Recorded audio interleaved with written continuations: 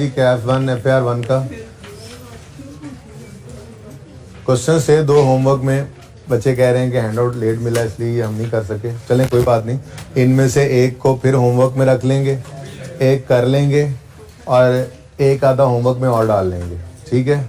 लेकिन उससे पहले ना मैं थोड़ी सी बात करना चाह रहा हूँ आपके साथ उस रूल की जो आपको लिखवा दिया था, क्योंकि आहिस्ता आहिस्ता आपको मैंने बताया कि चीज़ों को अब हमने समझना भी तो है, ठीक है। एक रूल आपको लिखवाया था कि बैड डेट रिटर्न ऑफ को हम सिरे से सवाल में इग्नोर कर देते हैं कैश फ्लो में, ठीक है। और प्रोविजन फॉर डाउटफुल डेट जो है उसको डेटर्स में से नेट कर लेते हैं और नेट डेटर्स को इसमें वर्किंग कैपिटल चेंजेस में ले लेते हैं। एक ये उसूल को प्रूव करेंगे, उसूलों वाले सफ़े में लिखवाया था मैंने, लिखवाया हुआ है ना। और दूसरी चीज़ मैंने आपको कही थी कि सब कुछ हम कर रहे होते हैं नॉन कैश को रिवर्स और कैश को रिकॉर्ड। जैसे हम कहते हैं गेन लॉस फिक्स एसेट का है, इसको रिवर्स कर दो और कैश रिसीव्ड ऑन डिस्पोजल को आप इन्वेस्टिंग एक्टिविटी में लो। इंटरेस्ट एक्सपेंस को रिवर्स कर दो, इंटरेस्ट पेड को लो, इंटरेस्ट इनकम या इन्वेस्टमेंट इनकम को रिवर्स कर दो और cash received on investment income को लो, ठीक है ना। लेकिन हम सेल्स से लेकर कॉस्ट ऑफ सेल हो गया, एडमिन हो गया, सेलिंग हो गया, अदर एक्सपेंसेस हो गए, इनको हम लिफ्ट नहीं कराते थे, कैश में कन्वर्ट नहीं करते थे। तो मैंने आपको कहा था कि वर्किंग कैपिटल चेंजेस के जो आइटम्स हम लेते हैं उसमें जो हम ओपनिंग क्लोजिंग का डिफरेंस लेकर जो एक रूल बनाया हुआ है उसको यूज करते हैं, तो उससे बाकी सारी चीजें खुद ब खुद कैश में कन्वर्ट हो जाती हैं, ठीक है ना। कि हम इनकम्स और इनकम स्टेटमेंट में यही करते थे ना। देखो इनकम स्टेटमेंट का जो फॉर्मेट है वो क्या है, sales less cost of sales gross profit आ गया, ठीक है जी। उसके बाद अगर इनको जरा अलग रखता हूं मैं फिलहाल एंड पे, ठीक है। लेस करते हैं हम सेलिंग एक्सपेंसेस, एडमिन एक्सपेंसेस, ये वो फॉर्मेट है नहीं बनाया हुआ इंट्रो में और बनाएंगे आप FAR2 में जाकर, ठीक है ना। एडमिन एक्सपेंसेस और अदर एक्सपेंसेस और फाइनेंस कॉस्ट, बल्कि यूं कर लें, इसको हम कहा करते हैं जी प्रॉफिट फ्रॉम ऑपरेशंस, बल्कि इसको ऐसे कर लेते हैं ऑपरेटिंग एक्सपेंसेस में से, ऐसे ही तरह एक मैं क्लासिफिकेशन सी बना रहा हूँ, को बात छोटी सी समझाने चाह रहा हूँ आपको। प्रॉफिट फ्रॉम ऑपरेशंस ले लेते हैं, फिर इसमें से हम लेस करते हैं अदर एक्सपेंसेस, लेस करते हैं हम फाइनेंस कॉस्ट और ऐड कर लेते हैं हम अदर इनकम और हम पहुंच जाया करते हैं प्रॉफिट बिफोर टैक्स पे। इसमें से लेस होता है टैक्स एक्सपेंस, तो हम पहुंच जाया करते हैं प्रॉफिट आफ्टर टैक्स, ठीक है। पॉज करें जरा। अच्छा जी, तो ये फॉर्मेट है हमारा, ठीक है। मैंने थोड़ा सा ना इसके अंदर एक यहाँ पे ब्रेक लगाई। देखें कोई भी जो बिजनेस है उसके मेन ऑपरेशंस, मिसाल के तौर पे ट्रेडिंग बिजनेस है तो उसके मेन ऑपरेशंस क्या होंगे, मैन्युफैक्चरिंग बिजनेस भी हो या ट्रेडिंग बिजनेस भी हो, तो चीज़ों को बनी बनाई चीज़ों को खरीद के बेचना या चीज़ों को बनाकर फिर बेचना। तो बेचना और उनको खरीदना या बेचना उनको बनाकर, ठीक है, ये जीपी से ऊपर आ जाता है। फिर उनको बेचने के लिए कोई एक्सपेंसेस हैं, कोई एडमिन एक्सपेंसेस हैं, इनको ऑपरेटिंग एक्सपेंसेस भी कहते हैं। तो ये बेसिकली बिजनेस के ऑपरेशंस होते हैं, मेन ऑपरेशंस, ठीक है। उसके बाद देखो अगर जो बिजनेस हम कर रहे हैं, ठीक है, उस बिजनेस वाली चीज को जब हम बेचते हैं तो उसको अदर इनकम नहीं कहते, उसको सेल्स कहते हैं, रेवेन्यू, मेन इनकम, ठीक है। और उस सेल को करने के लिए जो कॉस्ट इनकर करते हैं उसको हम कॉस्ट ऑफ सेल्स कह देते हैं, ठीक है। फिर सेलिंग एक्सपेंसेस हैं, एडमिन एक्सपेंसेस हैं, ये ऑपरेशंस हैं बिजनेस के। लेकिन जो मिसाल के तौर पे फिक्स एसेट है, एक बिजनेस है ट्रेडिंग बिजनेस, बिजनेस का काम क्या है कि जी वो ये मैन्युफैक्चरिंग है चाहे, तो उनका काम है, ये फिलिप्स वालों का काम है ये लाइट बनाना और बना के बेचना, ठीक है। अब उन्होंने अपना एक प्लांट पुराना हुआ वो बेच दिया, बेचने पे लॉस आ गया। मुझे बताएं क्या फिलिप्स वालों की मेन एक्टिविटी फिक्स्ड एसेट्स का बेचना और उससे गेन या लॉस कमाना होता है। इसलिए जो बिजनेसेस होते हैं, ये ट्रेडिंग या मैन्युफैक्चरिंग बिजनेसेस, भाई एक तो बिजनेस जिसका काम ही फिक्स एसेट बेचना हो, जैसे गाड़ियों का बिजनेस है, वो बेच ही ऐसी चीज रहे हैं जो फिक्स एसेट की नेचर की, तो उनकी इन्वेंट्री बन जाएगी ना। मैं इन्वेंट्री की बात नहीं कर रहा, ठीक है ना। आप जिस चीज को बेच रहे होते हैं वो आपकी इन्वेंट्री है, ठीक है ना। जिस चीज का बिजनेस कर रहे हैं मैं उसकी बात नहीं कर रहा। मैं ये कह रहा हूं कि आपने जो फिक्स एसेट होता ही क्या है, आपने कोई भी चीज अपने यूज में, बिजनेस के यूज में रखी हुई है, जो बिजनेस के अंदर यूज होकर कैश फ्लो जनरेट करने में हेल्प कर रही है, वो फिक्स एसेट होता है, ठीक है ना। तो जो भी बिजनेसेस होते हैं उनकी कोर एक्टिविटी अपने फिक्स्ड एसेट्स को बेचकर उनसे गेन कमाना या लॉस इनकर करना नहीं होती, ठीक है ना। सेल्स तो रोज हो रही हैं, कॉस्ट ऑफ सेल्स रोज इनकर हो रही हैं, सेलिंग एडमिन एक्सपेंसेस रोजाना हो रहे हैं, लेकिन फिक्स एसेट बिक कर गेन आ जाना या लॉस आ जाना ये कभी कभी का है काम, ठीक है ना। तो इसलिए अगर फिक्स एसेट बेचा, उस पर लॉस आ गया, और मिसाल के तौर पे वो फिक्स एसेट फैक्ट्री में पड़ा था, तो उस एक्सपेंस को कॉस्ट ऑफ लॉस को कॉस्ट ऑफ सेल में नहीं डालते।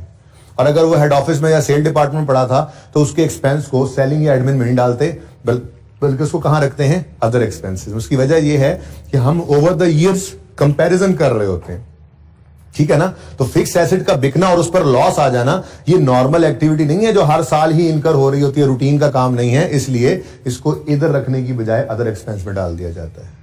ऐसे ही आपने फिक्स एसेट बेचा, उसके बेचने पे आपको गेन आ गया। अब फिक्स्ड एसेट बेचकर उनसे गेन कमाना ये कोर बिजनेस तो नहीं है, तो इसलिए उसको रेवेन्यू में डालने की बजाय कहां फेंक देते हैं, अदर इनकम में फेंक देते हैं। फिर आपके पास कोई पैसे सरप्लस पड़े थे, आपने उनको उठाया और कहीं इन्वेस्ट कर दिया, उससे इन्वेस्टमेंट इनकम आ गई। सरप्लस पैसों को इन्वेस्ट करके इनकम कमाना ये आपका कोर बिजनेस नहीं था। सरप्लस पड़े थे तो इन्वेस्ट करके इनकम कमा ली, रेवेन्यू नहीं कहते, अदर इनकम में डाल देते। मिसाल हमने ली थी रेंटल इनकम की, बचपन से लेते आ रहे हैं कि बिजनेस जो है वो गुड्स बेचना है, लेकिन सरप्लस फंड्स पड़े थे तो कोई एक प्लाजा बना के उसको रेंट पे भी चढ़ा दिया, उसको अब अदर इनकम कहेंगे। बात समझ रहे हैं थोड़ी सी, ठीक है ना। तो एक चीज होती है ऑपरेशंस और एक उसके अलावा जो कभी कभी होने। फाइनेंस कॉस्ट भी क्या है, भाई ऑपरेशंस नहीं है कि आपने लोन, आपका काम ही क्या है जी, लोन लेते हैं, इंटरेस्ट देते हैं, बस मरगूब हमारा काम, मशगला ही यही है हमारा मरगूब मशगला। क्या हम बैंकों से लोन लेते हैं, उस पर इंटरेस्ट पे करते हैं? नहीं भाई, बिजनेस को जरूरत पड़ गई थोड़े से पैसों की, अगर सरप्लस है उसको इन्वेस्ट करके इनकम आई तो अदर इनकम में ले गए, इधर कहां गई, अदर इनकम में। और अगर पैसे कम पड़े, बैंक से लोन लिया, उसको इंटरेस्ट पे किया, फाइनेंस कॉस्ट में ले जाएंगे। तो कहने का मकसद ये था कि इन चीजों के अंदर जो पड़ा होता है ना, उसको हम रिवर्स करते आए। हम पकड़ते थे पीबीटी, स्टार्टिंग पॉइंट हमारा पीबीटी होता है ना, ठीक है। और अदर इनकम के अंदर अगर कोई gain on disposal of fix asset पड़ा है तो हम उसे रिवर्स कर देते थे। हम कहते थे आते आते ऐड हो गया, लेस कर दो और कैश रिसीव को लो। अदर एक्सपेंसेस में मिसाल के तौर पे कोई लॉस ऑन डिस्पोजल पड़ा है, हम कहते थे आते आते लेस हो गया, ऐड बैक कर दो और कैश रिसीव्ड लो। इंटरेस्ट एक्सपेंस को हम कहते थे कि ऐड बैक कर दो और इंटरेस्ट पेड को लेस करो। ये सब तो काम हम कर रहे थे, ठीक है ना। लेकिन हमने सेल में भी तो क्रेडिट सेल्स पड़ी थी, उनको नहीं छेड़ा था। कॉस्ट ऑफ सेल में क्रेडिट परचेजेस हो सकती है, नहीं छेड़ा। एडमिन सेलिंग एक्सपेंस में बहुत सारे खर्चे ऐसे होंगे जो एक्रूवल की बेसिस पे रिकॉर्डेड होंगे, हमने उनको तो नहीं कैश में कन्वर्ट किया। तो मैंने ये कहा था कि ये सारा एरिया जो है ये ऑटोमेटिकली कैश में कन्वर्ट हो जाता है जब हम वर्किंग कैपिटल आइटम्स की चेंजेस लेते हैं, ठीक है।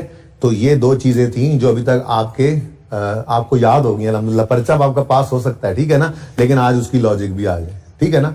तो ये दोनों चीजें आज हमारी एक छोटी सी एग्जांपल में प्रूव होंगी, ठीक है। एक तो ये कि जो हम बैड डेट एक्सपेंस को इग्नोर करते हैं और प्रोविजन को नेट कर देते हैं, या ग्रॉस करके भी दिखा दूंगा, प्रूव करना है ना, तो ये क्या हम सही कर रहे होते हैं, क्या वाकई कैश में कन्वर्ट हो जाते हैं उससे डेटर्स। दूसरी बात, जैसे आपके सेल्स की बजाय कैश की फिगर कैश फ्लो में भी आएगी ना थोड़ी देर, ऐसे ही बाकी सारे भी कैश में कन्वर्ट हो जाते हैं। दोनों बातें हमारी आज की छोटी सी एग्जांपल के अंदर प्रूव होने जा रही हैं, ठीक है। तो ये छोटी सी एग्जांपल मैंने बनाई है, ये वैसे ही डाटा बनाया, वैसे ही डाटा ओपनिंग अज्यूम किया 60, सेल्स अज्यूम किया 654, बैड डेट एक्सपेंस अज्यूम किया 6, जो यहां पर भी आ जाता है आपको पता है, ठीक है। और क्लोजिंग 140 है। ये कोई भी डाटा आप अज्यूम कर लें और आप निकालें यहां पर बैलेंसिंग फिगर कैश कितनी है, कोई भी डाटा, यहां पर डाटा बदल लें बेशक, लेकिन एक चीज बैलेंसिंग निकालनी है, बता दें कैश, वैसे ही, ताकि हम प्रूव कर सके ना कि हमने तो कैश की फिगर को भी नहीं पकड़ा कैश फ्लो में आज तक, सेल की फिगर को भी नहीं पकड़ा, फिर भी हम देखना कितना कैश, कितना 568 के कैश पर पहुंच के दिखाऊंगा मैं आपको। आप डाटा कोई मर्जी ले ले, यहाँ पे 160 कर लें, यहाँ पे 1654 कर लें, यहाँ पे कुछ भी कर लें, 240 कर लें, यहाँ पे 10 रुपए कर लें, ले एक बैलेंसिंग निकाले ना, ताकि ये ना हो कि आपने सर खुद ही लिखा था मर्जी से, तो ये बैलेंसिंग निकाला है आपने, ठीक है ना, आपने निकाला, मैंने नहीं निकाला। ऐसे ही ओपनिंग बेसिकली इस सवाल के अंदर अज्यूम, ये डाटा अज्यूम्ड है और प्रोविजन की परसेंटेज मेरे दिमाग में 5% थी, तो 6 का 5%, 60 का 5% 3 है, 140 का 5% 7 बनता है। चेक कर लो बेशक, चेक कर लो जहन में प्रोविजन। एक और चीज भी एंड पे बताऊंगा ना अलग से, वो अगले मेथड की तैयारी करेंगे तो ये यही बनता है ना, ठीक है। ये जरा मैंने 5% प्रोविजन अज्यूम की हुई है, तो ये डाटा सारा अज्यूम्ड है, ठीक है, और ये बैलेंसिंग आपने निकाला, तो ये प्रोविजन का रेट 5% मैंने अज्यूम किया हुआ है। इस एग्जांपल के अंदर आप 10% अज्यूम कर लें, ओपनिंग क्लोजिंग 10% कर लें, कोई मसला नहीं। ये 6 तो वही आ गया। अब फिर बैलेंसिंग बैड डेट एक्सपेंस की आप निकालें, बैड डेट एक्सपेंस बैलेंसिंग कितना आता है, जो प्रॉफिट एंड लॉस में फिगर जाती है, प्रॉफिट एंड लॉस वाली फिगर 10, ठीक हो गया। ये दो चीजें आपने बैलेंसिंग निकाली है। मेरा रूल क्या था, मैंने आपको कहा था कि आपने बैड एक्सपेंस को इग्नोर करना है सिरे से, और अगर डेटर्स ग्रॉस पड़े हैं तो उनको नेट करके वर्किंग कैपिटल में नेट डेटर्स को प्रेजेंट करना है, शो करना है, ठीक है, सही है। अब जरा चेक करते हैं, समझे, हमारे पास सिर्फ और सिर्फ यही दो जो है वो फिगर, मतलब यही दो चीजें हैं हमारे पास सवाल के अंदर। और अगर मैं इससे अपनी प्रॉफिट एंड लॉस अकाउंट बनाऊं आपके लिए, इनकम स्टेटमेंट ऐसे ही बना दूं, इनकम स्टेटमेंट के एक्सट्रैक्ट्स अगर बनाऊं, तो इनकम स्टेटमेंट के एक्सट्रैक्ट्स के अंदर मेरे पास सेल्स आएंगी कितनी, 654 आएंगी, ऐसे ही बना होता है ना, लेस कॉस्ट ऑफ सेल करते करते GP add other income less expenses के अंदर जाकर बैड डेट एक्सपेंस पड़ा होगा कितना, 10। अब अज्यूमिंग कुछ भी और नहीं है सवाल के अंदर, ठीक है ना, बस यही है डाटा, तो हमारे पास पीबीटी आ गया 644, जिससे हमने स्टार्ट करना होता है, ठीक है ना। और बैलेंस शीट के अंदर आपको करंट एसेट्स के अंदर डेटर्स नजर आ रहे हैं 140 के, और प्रोविजन इनमें से नेट होकर शो हो रही होती है, तो डेटर्स नेट बन रहे हैं 133 के, ठीक है ना। तो अगर सिर्फ सवाल के अंदर यही डाटा अज्यूम करूं तो ये हमारा सवाल, दो लेजर्स है, इनकम स्टेटमेंट बैलेंस शीट, कोई मसला है यहां तक। अब मैं कैश फ्लो शुरू करने लगा हूं, और कैश फ्लो का स्टार्टिंग पॉइंट क्या होता है, 654। अब सिर्फ एक सेल ही सामने रखिए, क्योंकि दो चीजें भी कर दूंगा ना तो ये समझा नहीं सकता था, तो सिर्फ एक सेल है हमारे पास इस सवाल के अंदर, जिससे कैश 568 निकलना चाहिए, मानते हो। अब ना तो मैं सेल से शुरू कर रहा हूं, ना ही मैं बैड डेट की को लिफ्ट करा रहा हूं, बल्कि मैं अपनी तरतीब पे कैश फ्लो का सवाल कर रहा हूं जैसे आपको सिखाया हुआ है, ठीक है। तो हम बनाने लगे हैं जी स्टेटमेंट ऑफ कैश फ्लोज। इसके अंदर ऑपरेटिंग एक्टिविटीज आती है ना सबसे पहले, ये वर्किंग कैपिटल चेंजेस यहीं पे आती हैं। ऑपरेटिंग एक्टिविटीज की हेडिंग बनती है, जिसके अंदर सबसे पहले स्टार्टिंग पॉइंट होता है हमारा पीबीटी, उसके बाद हम करते हैं जी adjustments for non cash items, और उसके बाद हम करते हैं जी adjustments for working capital item changes, ठीक है जी। और नीचे करते हैं हम less tax paid, interest paid और डिविडेंड पेड बोला करें और लिखा करें, बाद में एंड पे ड्राइंग, क्योंकि अब आप बड़े हो चुके हैं, सवाल तो आपको अब वही वाले मिलने हैं, ठीक है ना, जिनमें डिविडेंड हुआ करेगा। बहरहाल शुरू करें ही सवाल, बाकी तो फिर यहां से नेट कैश फ्लोज आएंगे, net cash flows from operating activities, जिसको मैं आज तक लिखता नहीं था, बस यहाँ पर ए लिख दिया करता था, ठीक है ना, याद आ रहा है, वो ए की फिगर आती है। उसके बाद फिर आगे investing activity, financing activity and so on. लेकिन सवाल में और कुछ है नहीं, कहानी सिर्फ यहीं पे रोकनी है, ठीक है। ये 3 भी नहीं थे, ये भी लिखने की जरूरत नहीं थी, बहरहाल फॉर्मेट बना दिया मैंने। शुरू करें आप, स्टार्टिंग पॉइंट क्या है, प्रॉफिट बिफोर टैक्स। अब देखना जादू, 644 से हमने शुरू कर दिया, ठीक है। अब पहले हम जो है वो एक तरीका जो पहले से सीखा हो वही अप्लाई करते हैं। सबसे पहला तो बैड डेट एक्सपेंस को क्या कर दो, इग्नोर। हमें इनकम स्टेटमेंट मिली इनकम स्टेटमेंट जहन में आता होगा ना, बैड डेट एक्सपेंस भी तो डेप्रिसिएशन की तरह से नॉन कैश ही है। बैड डेट एक्सपेंस की entry, bad debt expense debit हो रहा है, प्रोविजन क्रेडिट हो रही है, इसमें तो कोई कैश क्रेडिट नहीं हो रहा, नॉन कैश ही है ना, तो इसको क्यों इग्नोर करते हैं वो भी देखने लगे, ठीक है ना। तो हमें इनकम स्टेटमेंट ये मिली हुई है, इसमें बैड एक्सपेंस नजर आ रहा है, मैंने वो क्या लिखवाया था, उसूल क्या लिखवाया था, इग्नोर, पक्का इग्नोर। क्या कर दोगे, इग्नोर। हो गया इग्नोर। अब दूसरी चीज प्रोविजन भी आ रही है, ठीक है। क्या सिखाया आपको, प्रोविजन को नेट करो और नेट प्रोविजन को ले जाओ कहां पर, अच्छा अब ये है क्लोजिंग, माजरत के साथ ओपनिंग मैंने नहीं लिखा था यहां पर, तो अगर आप ओपनिंग भी लिखवा दें मुझे, तो 60 है और 3 है, ये कितना बन गया 57, ठीक है ना। ऐसे बैलेंस शीट गिवन होती है ना आपको। तो मैंने कहा जी प्रोविजन को डेटर्स में से कर दो नेट, और नेट डेटर्स, ग्रॉस नहीं, नेट डेटर्स को पकड़ो और ले जाओ कहां पर, वर्किंग कैपिटल में। तो बताओ जी 57 से 133 बढ़ रहे हैं डेटर्स, तो यहां पर लिखेंगे हम डेटर्स बढ़ रहे हैं, तो डेटर्स का बढ़ना डेबिट, दूसरा इंपैक्ट कैश पे कितने से 76 से क्रेडिट हो गया। अब जरा मुझे बताओ इसका आंसर क्या आ रहा है, 568। चेक कर लो, ये कैश पे पहुंच गया या नहीं पहुंच गया, किधर गया, ये मैंने तो कहीं पे कैश यूज नहीं किया, मैंने क्या पकड़ा, जैसे सवाल के अंदर पीबीटी पकड़ते थे वो पकड़ा, यहां पे लिख लिया। फिर मैंने क्या किया, बैड एक्सपेंस को भी इग्नोर कर दिया इग्नोर, और बोलो फिर मैंने क्या किया, प्रोविजन को डेटर से नेट किया और नेट डेटर्स को पकड़ा और वर्किंग कैपिटल चेंजेस में लाकर लिख दिया, और जब आंसर निकाला तो हमारी फिगर जो है वो कैश की आ गई, यानी ये कैश रिसीव फ्रॉम कस्टमर्स की फिगर आ गई। यानी इनकम स्टेटमेंट में जो सेल के अंदर क्रेडिट सेल का भी असर था वो भी निकल गया, जो बैड डेट रिटर्न ऑफ आ रहे थे वो भी निकल गए। ये सब कुछ कैसे हो गया, अब छोड़ें इस बात को, बस इतना ही बता सकता हूं, प्रूफ तो कर दिया ना आपको। ऐसे ही ये सिंगल ही लेकर चल सकता था मैं, क्योंकि समझाने के लिए जरूरी था, 568 दिखाने के लिए। ऐसे ही आपने क्रेडिटर का लेजर ले लेना, लेते हो ना क्रेडिटर भी वर्किंग कैपिटल में, वहां से ये भी वो भी ऑटोमेटिकली कैश में कन्वर्ट हो जाएगा। ऐसे ही आपने एक्रूअल्स प्रीपेमेंट सारे ले लेने होते हैं, लेते हो ना वर्किंग कैपिटल में, वो सारे ही इसी मैकेनिज्म के तहत ऑटोमेटिकली ओपनिंग क्लोजिंग का डिफरेंस लेते हो ना जब, तो वो किस में कन्वर्ट हो जाते हैं, कैश में।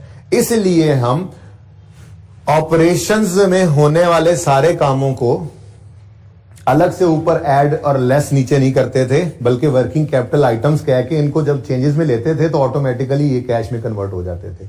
इसके अलावा वाले जितने भी हैं, चाहे वो लॉस ऑन डिस्पोजल हो, चाहे वो गेन ऑन डिस्पोजल हो, चाहे वो इंटरेस्ट एक्सपेंस हो, चाहे वो इन्वेस्टमेंट इनकम हो, इन सब को हम क्या करते हैं, एडजस्टमेंट्स और नॉन कैश के अंदर इनकम्स एक्सपेंसेस को रिवर्स कर देते हैं, और जो इनका एक्चुअल कैश रिसीव होता है या कैश पे होता है हम उसको कैश फ्लो के अंदर शो करते हैं। लेकिन इन आइटम्स को कुछ नहीं करते, असल में कुछ नहीं क्यों नहीं करते, हम वर्किंग कैपिटल चेंजेस में कर तो रहे होते हैं इनको ओपनिंग क्लोजिंग के डिफरेंस के साथ प्लस माइनस, वो जो प्लस माइनस कर रहे होते हैं वो बिल्कुल सही कैश रिसीव्ड ही हुआ था ना, कैश रिसीव पॉजिटिव ही निकला है, ठीक है ना। ऐसे ही क्रेडिटर के लेजर के अंदर कैश पेड होता है ना, तो वो माइनस वाली फिगर ही निकल रही होती है। अब इसको छोड़ दें, इससे ज्यादा समझाने की जरूरत नहीं है, प्रूव ये हो गया कि जो हमने रूल लिखा था वो सही था।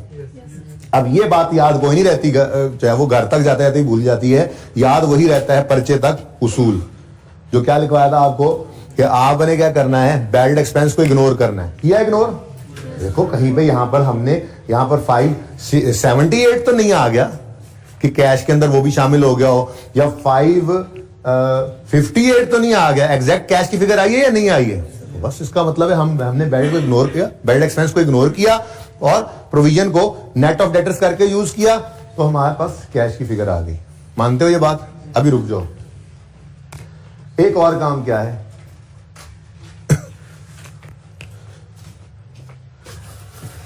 देखो बैड डेट को तो क्या करना है हमने, इग्नोर, ये तो पक्का है, इसमें कोई ऑप्शन नहीं है। लेकिन प्रोविजन को नेट ऑफ डेटर्स करके नेट डेटर्स को भी यहां ले सकते हो।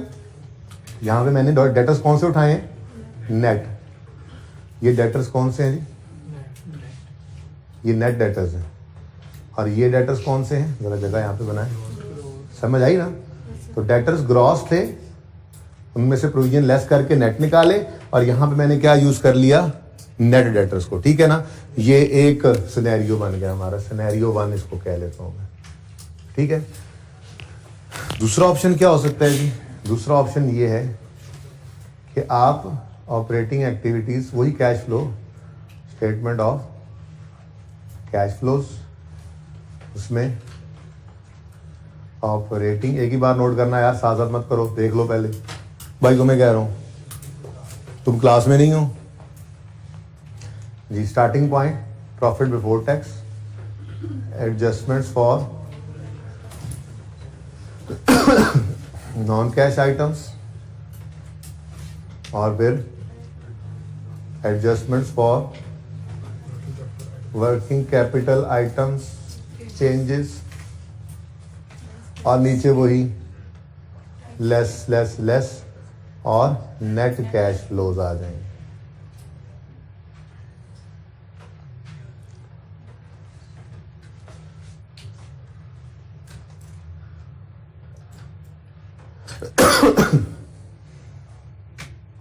ठीक है, अच्छा अब वही interest paid, tax paid, dividend paid. अच्छा, अब उसूली मौकिफ तो ये है, इससे कभी नहीं हिलना, जो मर्जी हो जाए, बैड एक्सपेंस को हमेशा इग्नोर करना है। ठीक है, हाँ, दूसरा ऑप्शन ये है कि आप डेटर्स को नेट की बजाय ग्रॉस यूज करो। क्या करो? ग्रॉस डेटर्स को यूज करो। तो ग्रॉस डेटर्स अगर आप देखो तो 60 से बढ़कर 140 पे चले गए, 60 से बढ़, लेकिन स्टार्टिंग पॉइंट क्या है हमारा? स्टार्टिंग पॉइंट तो पीबीटी है ना, पीबीटी सवाल के अंदर क्या है? 644। अच्छा, आपने अब डेटर्स क्या ले लिए जी? डेटर्स ग्रॉस ले लिए। अब मुझे बताओ, ये भी डेबिट हो रहे थे ना, बढ़ ही रहे थे, डेबिट लिखा था यहाँ पे। अच्छा, मुझे बताओ, ग्रॉस डेटर्स ले तो 60 से 140 पर गए डेटर्स, तो डेटर्स बढ़ गए, डेटर्स बढ़ गए तो debtors debit, debtors debit, cash credit कितने से? 80 से पॉजिटिव आ गया, नेगेटिव आ गया, नेगेटिव आ गया। लेकिन अब मसला ये है कि एक प्रोविजन भी है। फिर अगर आपने ग्रॉस डेटर्स ले लिए तो एक प्रोविजन भी है, अब प्रोविजन को भी कंसिडर करो। अब प्रोविजन की नेचर क्रेडिट है, कॉन्ट्रा डेटर है ना, तो समझने के लिए इसको लायबिलिटी कर लो ज़हन में। इस है लायबिलिटी है नहीं, लेकिन समझने के लिए, क्योंकि नेचर क्रेडिट है इसकी, कॉन्ट्रा एसेट है तो इसकी नेचर क्रेडिट है ना, तो लायबिलिटी सोच लोगे काम हो जाएगा। ठीक है ना, कर वैसे ही लो ये काम। 3 से 7 पर प्रोविजन बढ़ गई, प्रोविजन क्रेडिट नेचर की चीज है, समझो लायबिलिटी है तो लायबिलिटी बढ़ गई। ठीक है, लायबिलिटी का बढ़ना क्रेडिट होता है, तो एडजस्टमेंट फॉर नॉन कैश के अंदर आपको लिखना पड़ेगा फिर प्रोविजन फॉर डाउटफुल डेट। ठीक है, नीचे का, अच्छा हाँ सॉरी, ओके सॉरी जी, एडजस्टमेंट फॉर नॉन कैश में आपने लिखा प्रोविजन फॉर डाउटफुल डेट्स, करना इसको वैसे ही है। ठीक है, अब प्रोविजन 3 से बढ़कर 7 पे जा रही है, प्रोविजन की नेचर क्रेडिट है, यानी लाइक लायबिलिटी, तो लायबिलिटी का बढ़ना क्या होता है? क्रेडिट। तो दूसरा इंपैक्ट कैश पर। ठीक है जी, तो कैश क्या हो जाएगा? डेबिट, यानी पॉजिटिव कितने से? 4 से। आंसर बताओ, वही 568 आ गया। यानी यहां पे हमने क्या किया, यहां पे 76 नेट आ रहा है। अगर इन दोनों को आप देखो ना, ये 4 और ये 80, तो अल्टीमेटली ये नेट होकर 76 ही बन रहे हैं। तो ये जो हम नेट कर देते हैं ना, नेट करके नेट को यूज कर लेते हैं, इससे जरा बचत हो जाती है। तो ये रेकमेंडेड है मेरी तरफ से पर्चे में। ठीक है, आई कैप क्या करता है? आई कैप अक्सर ये करता है, ठीक है ना, कि ग्रॉस अलग अलग अगर पड़े हो ना, तो ग्रॉस डेटर्स शो कर देता है और प्रोविजन शो करता है। भाई अल्टीमेटली बात तो वहीं भी आती है, दोनों ही तरह से बात अलाउड भी है, दोनों तरह से ट्रीटमेंट। तो मेरी तरफ से रिकमेंडेड ट्रीटमेंट क्या है? ये सिनेरियो 1 कि आप क्या किया करो, डेटर्स और प्रोविजन जो अलग अलग होते हैं, तो आप उनको नेट करके, अगर अलग अलग हो तो नेट करके नेट डेटर्स को यहां यूज कर लो। ठीक है, नेट डेटर्स को यूज कर लो। और अगर आपने खुदा ना खास्ता ग्रॉस डेटर्स को यूज किया है तो फिर कोई मसला नहीं है, आप प्रोविजन के लिए भी फिर क्या कर लो, अलग से एक वर्किंग कर लो नॉन कैश के अंदर। ठीक है, समझ गए? तो ये हमारी दोनों तीनों बातें आज प्रूव हो गई। पहली बात, बैड एक्सपेंस को हमने इग्नोर किया, भाई ये तो इधर भी इग्नोर किया। 10 को लिफ्ट ही किसी ने नहीं कराई। देखो यहां तक आते, पीबीटी तक आते आते माइनस हो चुका था या नहीं हो चुका था? हो चुका था ना माइनस।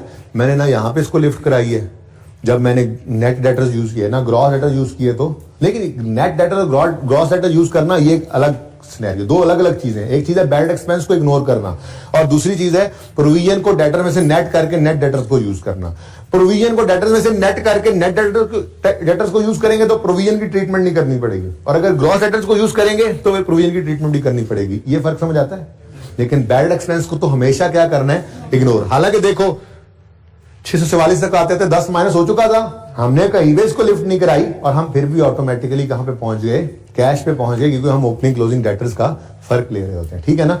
तो इसी तरह से भाई जो चीजें हमारी वर्किंग कैपिटल आइटम्स में आती है ना, वो सारे यही तो होते हैं। इन्वेंट्री आ रहा है, डेटर्स आ रहा है, क्रेडिटर्स आ रहा है, एक्रूवल्स आ रहे हैं, प्री पेमेंट्स आ रहे हैं, सारे ऑपरेशंस के पार्ट ही होते हैं ना। तो वो हर चीज यहां पर ऑटोमेटिकली क्या हो जाती है, आपके इस वर्किंग कैपिटल चेंजेस वाले सेक्शन के अंदर कैश में ऑटोमेटिकली कन्वर्ट हो जाती है। ठीक है, सही है, हैंड्स प्रूव्ड, नोट कर लें इसको। अच्छा एक छोटी सी बात और सुन लें फिर नोट कर लेना। कभी कभी ये हो सकता है, सुनो सुनो सुनो सुनो, कभी कभी ये हो सकता है कि आपको ना बैलेंस शीट गिवन हो, बैलेंस शीट के एक्सट्रैक्ट्स बना रहा हूं, ठीक है ना, बैलेंस शीट गिवन हो और बैलेंस शीट के अंदर करंट एसेट्स के अंदर डेटर्स नेट गिवन हो,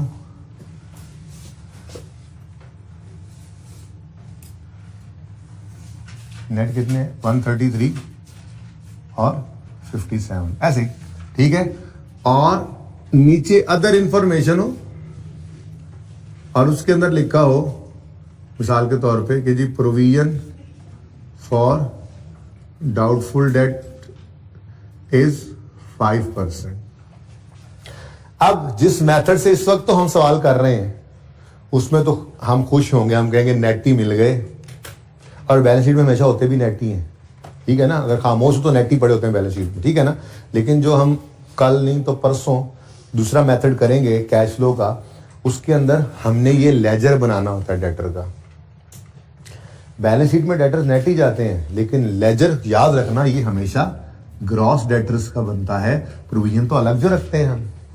तो अगर ऐसी सूरत आ जाए सवाल में तो फिर एक छोटी सी वर्किंग करके शायद हम नेट डेटर्स को ग्रॉस में कन्वर्ट कर सकते हैं, ठीक है ना। यानी मिसाल के तौर पे ये लेजर्स मैंने बनाने थे, ठीक है ना, मिसाल के तौर पे ओपनिंग क्लोजिंग चाहिए था मुझे, लेकिन डाटा इस तरह से गिवन था, तो फिर छोटी सी वर्किंग कर लेंगे। हम कहेंगे जी जो ग्रॉस डेटर्स होते हैं ना, ठीक है जी, उनमें से लेस करते हैं ना जब प्रोविजन फॉर डाउटफुल डेट को, तो वो हमारे नेट डेटर्स आ जाते हैं, ठीक है जी। और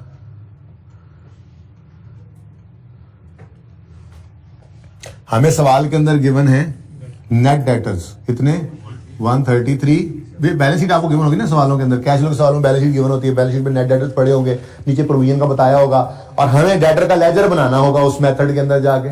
डेटर्स का लेजर ग्रॉस पे बनता है। मैंने कहा ये बात आज कर लेना ताकि उस दिन जब आए तो पहले से एक बार हुई दोबारा कर लेंगे, ठीक है ना। अब डेटर्स ग्रॉस निकालने हैं तो क्या करोगे, बताया ये गया कि प्रोविजन का रेट क्या है 5%, इसका मतलब फिर ये 95 पे पड़ा है, तो ये हमें 100 पे चाहिए, ठीक है ना। तो अब आप बेहतरीन फॉर्मूला है, आपको पता ही है, आप क्या करोगे, आप कहोगे जी गिवन अमाउंट ये 95 है, हमें इसका 100 चाहिए, बोलो हैं 57 डिवाइडेड बाय 95 इंटू 100 140 आता है, 60 आता है। तो फिर हाँ ठहर जाओ, फिर यहां पर बैलेंसिंग क्या आ गया 3, ऐसे ही 133 को डिवाइड बाय 95 इंटू 100 करो तो 140, तो यहां पर बैलेंसिंग क्या आ गया। तो आप कोई एक फिगर निकाल के दूसरा बैलेंसिंग निकाल सकते हो, और आप चेक करो आप पहुंच गए इन फिगर्स पे। ये करोगे, अब डेटर्स को आप बनाओगे 60 और 140 ओपनिंग क्लोजिंग सवाल जब कर रहे होगे, और प्रोविजन को ओपनिंग क्लोजिंग लिखोगे 3 और 7, ठीक है। लेकिन ये फिलहाल जरूरत नहीं थी, ये सिर्फ अगला एक मेथड आ रहा है कैश फ्लो का, इससे हटकर उसके लिए हम इसको यूज करेंगे। क्योंकि देखो दो ही चीजें हैं, या तो सवाल के अंदर सुन लो, नोट करने वाली बुलाओ सुन लो, या तो सवाल के अंदर नेट डेटर्स गिवन होंगे जो अभी तक हम कैश फ्लो कर रहे हैं, या ग्रॉस डेटर और प्रोविजन गिवन होगी। नेट गिवन होंगे तो खुश होंगे, हम कहेंगे छोड़ो बस हमने क्या करना ग्रॉस करके, ठीक है ना। और अगर ग्रॉस गिवन होंगे तो फिर साथ प्रोविजन गिवन होगी, तो ग्रॉस से प्रोविजन माइनस करके नेट निकालना पड़ सकता है मैक्सिमम, तो ठीक है ना, और सही है। लेकिन मेरे ख्याल में बैलेंस शीट के अंदर तो उसे प्रोविजन भी देनी ही पड़ेगी, वरना बैलेंस शीट टैली कैसे हो जाए, बहरहाल जो भी है, ये काम जो रिवर्स वर्किंग वाला थोड़ा सा ये करना पड़ सकता है अगले मेथड में जाके, यहाँ पे जरूरत नहीं पड़ सकती, लेकिन आपको पता होना चाहिए कि वर्किंग कैसे बनती है। मैंने अमीन वाला सवाल कल करवाया था, आपको करवाया था, उसके अंदर भी क्या था, उसके अंदर भी मैंने कहा था कि फिक्स एसेट बुक वैल्यू दी हुई है ना, उसको आप फिक्स एसेट कॉस्ट पे जाना चाहो तो इस तरह की वर्किंग कर लो, डायरेक्ट करने की बजाय वो जरा सिखाया था, इसी की बेस बनाई थी। ठीक है, तो ये अलग है, इसको नोट कर लें आप। एक हैंड रिटन पेज भी वैसे इसका बनाया था, ये मैं शेयर कर लूंगा, देख लूंगा, जरूरत नहीं, वैसे काम हो गया। बस हेडिंग बना लें, डेटर्स प्रेजेंटेशन इन डेटर्स लिखें डेटर्स प्रेजेंटेशन, हेडिंग बना लेना इसकी, debtors presentation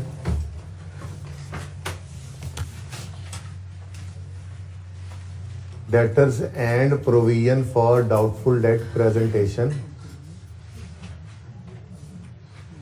in indirect cash flow। कौन सा जी? हाँ, बस ये अब नाम तो याद रख लेना फिलहाल, कि जो भी कर रहे हैं हम, दूसरा जो होगा वो देखेंगे। ये जो मेथड हम कर रहे हैं कैश फ्लो बनाने का, इसको कहते हैं इनडायरेक्ट मेथड। ठीक है ना, इनडायरेक्ट मेथड ही है। 3 दिन तो हजम करते हुए लग गए, सारी जिंदगी एक्सपेंसेस को लेस करते आए, इनकम्स को ऐड करते आए, यहाँ पे आके उलट हो गया काम, एक्सपेंसेस को ऐड बैक कर रहे होते हैं, यहाँ पे इनकम्स को लेस कर रहे होते हैं, और अजीबो गरीब ही कहानी हो जाती है। तो इनडायरेक्ट इसको कहते हैं। बहरहाल जब दूसरा मेथड पढ़ेंगे तो फिर इसको याद कर लेंगे, लेकिन अब ऐसा ज़हन में बिठा लें, कभी पर्चे के अंदर लिखा हुआ दे भी दे वो इनडायरेक्ट मेथड, शायद 1-2 सवालों के अंदर था भी सही ऐसे, लेकिन मैंने चूंकि अभी पढ़ाया नहीं था तो इसलिए नाम भी नहीं बताया था। ठीक है,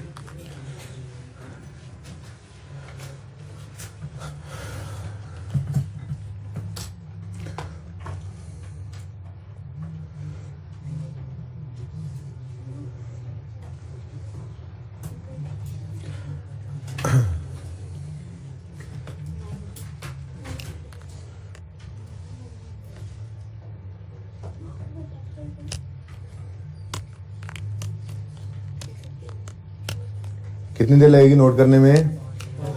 5 मिनट ज्यादा है बेटा। 5 मिनट समझने के बाद 5 मिनट ये 4 लफ्जों को नोट करने पे अगर तुम लोगों ने लगाने हैं ना, तो फिर बस कोई हाल नहीं, फिर तो मैं कहूँगा कोई जो हाल नहीं। बड़ी मेहरबानी भाईजन, 4.5 मिनट आपने जो मुझे 30 सेकंड का डिस्काउंट दिया है ना,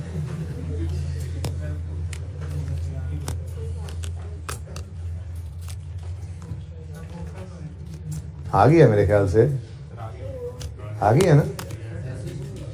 मैसेज नहीं आया, मैं करवा देता हूँ मैसेज।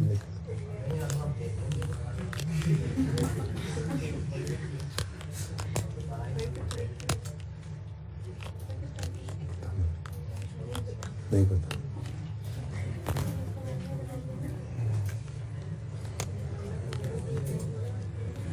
तो मुझे भी नहीं मिली अभी तक। नहीं आ गई होगी।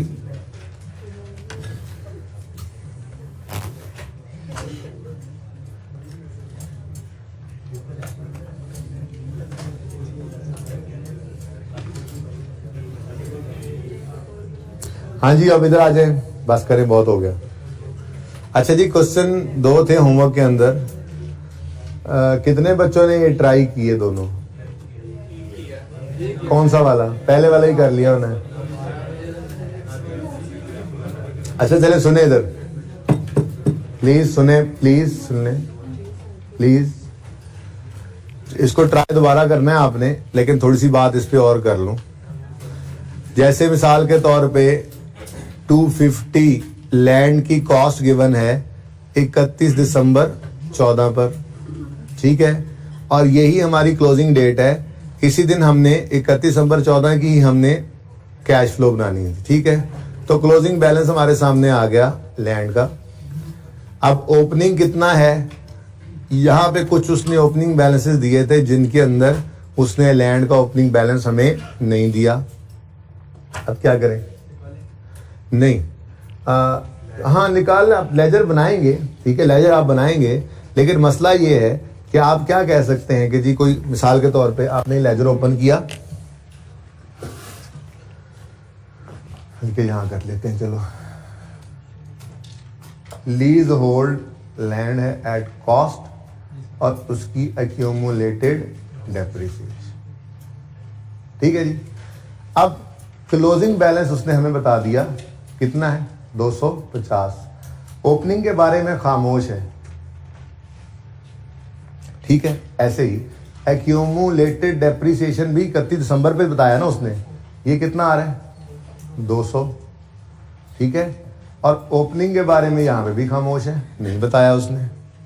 लेकिन साथ ही उसने ये बता दिया था सवाल के अंदर कि लैंड को हम 2% डेप्सिट कर रहे हैं। ये क्यों लैंड को डेप्सिट कर रहे हैं बताया था आपको, ये लीज होल्ड लैंड है, फ्री होल्ड नहीं है। यानी ये 50 साल 40 साल 30 साल 99 साल कितने इतने सालों की लीज पे गवर्नमेंट ने दिया होता है। जितने साल की लीज पे होता है उतने अरसे पे हम उसको फिर अमाउंटाइज कर डेप्रिशिएट कर देते हैं। ठीक है ना, तो इसलिए इसकी डेप्रिसिएशन आ रही है। ओके, इससे परेशानी होना। अच्छा, तो 2% डेप्रिसिएशन है। वैसे लाइफ कितनी होगी अगर 2% है, तो जरा करके देखो। 1/0.02 1/0.02 50 साल 1/0.02 करो, 50 ईयर्स लाइफ होगी ना। मतलब 50 साल की लीज पर ये मिला हुआ है, तो हम 50 साल पे इसको एक्सपेंस आउट कर रहे हैं। ठीक है ना, फ्री होल्ड नहीं है, इसलिए इससे परेशान नहीं होना। अच्छा, सवाल में से बता दिया 2% डेप्रिसिएशन रेट है और किस पे है जी, स्ट्रेट लाइन। मुझे भी देखने दो ना, मैं भी घर से पढ़ने आया हूं जी। Use straight line method for depreciation और 2%। ठीक है जी। तो इसका मतलब कि सवाल के अंदर 1 साल की डेप्रिसिएशन कैलकुलेट करनी थी हमने। ठीक है, अब जब डेप्रिसिएशन एक्सपेंस निकालने की बारी आई तो जहन में सवाल आया, यहाँ पर तो हमने ओपनिंग कॉस्ट ऑफ ऑल लेनी होती है। चलो जरा एक बार सवाल को गो थ्रू कर लें। कोई एडिशन डिस्पोजल की इंफॉर्मेशन है। पॉइंट 1 के अंदर उसने प्रॉफिट बताया, बिफोर टैक्स भी और आफ्टर टैक्स भी, यानी कि इनकम टैक्स बता दिया, आप निकाल लेंगे। फिर क्लोजिंग बैलेंसेज, ये पिछले साल क्लोजिंग बैलेंसेज आ रहे हैं। फिर बैंक लोन लिया है, फिर डेप्शन रेट्स हैं और बता रहा है फुल मंथ डेप्शन है। कहीं पे कोई एडिशन डिस्पोजल हमें नहीं बताया गया कि था। जब नहीं बताया गया तो खुद से अज्यूम भी नहीं कर सकते। अब बड़ी ही माजरत के साथ मजबूरन हम यही अज्यूम कर सकते हैं कि ओपनिंग भी 250 ही है, यानी कि कोई एडिशन नहीं हुआ लैंड में और कोई डिस्पोजल भी नहीं हुआ। और क्या कर सकते हैं बताएं आप, और क्या कर सकते हैं? कहीं गेन लॉस दिया होता हमें पता लगता, ओ अच्छा फला जी तुम डिस्पोज हो रहे हो, चलो आ जाओ, डिस्पोजल अकाउंट बनाते। फिर कहीं ना कहीं से डाटा होता तो डिस्पोजल की कॉस्ट वगैरह निकल आती, वो लिख लेते और बैलेंस भी निकाल के देखते कोई एडिशन है या नहीं है।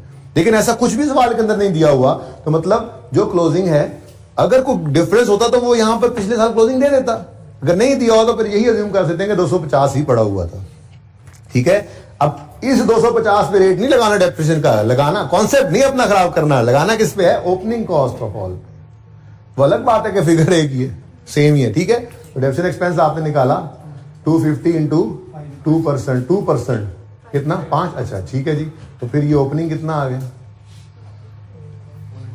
अच्छा वैसे इस ओपनिंग के निकालने की हमें कोई जरूरत नहीं थी, वैसे बाय द वे ना भी निकालें तो काम चलता था, लेकिन चूंकि आपको आदत होती है लेजर्स बनाने की, तो आपने फटाफट सारे लेजर्स ओपन कर लिए, उन्हें बैलेंस शीट देखकर लेजर बन गए, सब में क्लोजिंग आ गया, ओपनिंग नहीं मिल रहा था।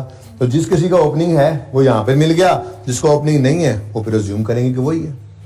जैसे मिसाल के तौर पर आपने लॉन्ग टर्म डिपॉजिट 70 नजर आ रहा है आपको, इनकम टैक्स पेएबल 40 नजर आ रहा है। चलो ये तीनों तो हो गए ना, चारों तीनों ही है, तीन ही है वैसे तो, क्योंकि ये दो डेटर और सॉरी स्टॉक हो गया, फिर कैश एंड बैंक हो गया, फिर अच्छा अकाउंट रिसीवेबल आ रहे हैं ऊपर, अकाउंट रिसीवेबल लेकिन वो नेट है अल्हम्दुलिल्लाह। ठीक है, अकाउंट रिसीवेबल हो गए, अच्छा ये स्टॉक ही है, ये अकाउंट रिसीवेबल हो गए, ये कैश एंड कैश इक्विवेलेंट में चला जाएगा और ट्रेड पेबल भी, ये 3 वर्किंग कैपिटल में चले गए। ये तो चले गए ना।